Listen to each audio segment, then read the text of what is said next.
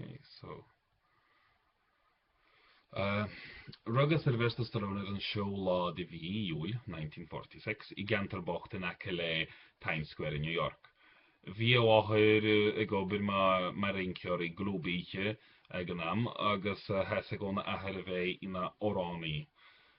Síle Stallone in spidal carhanachta agus nuair a bhí sé gá bhíon díos chuair a chuigteach I Óstín I gentar Queens áit thug ben eile a dó. Ba fáiste wegne ché a bhí á tí go minic agus ní eice sé a chuid tuis me thuí ach gan dearach seachtainna. Cha sé trí blian an sin agus bhóg sé leis an tealach go Silver Spring in 1951. Bhí go leor deachachtaí ag mo thuis mar sa Stallone. Ní réite sé go máilena lena chéile agus ní réibh mór an suime a chuanam san ná I mo dhearthóir óg Frank. Fuair a thuis me thuí cóilscoach ó na chéile in 1957. Duime a bhathir agus fágas Stallone lena ahar. Níor cha a thir go rá leis, ní dúr sé riomh go raibh sé bróidú lasam, dearach sé cén fá nach féidir leat a bhéis níos clíste. Cén fá nach féidir leat a bhéh níos láidre. Fin an bhí sé chuig blian déag díos, bhí Stallone tar is freistal a cháscóil déag dí dhí frúla agus cehead amach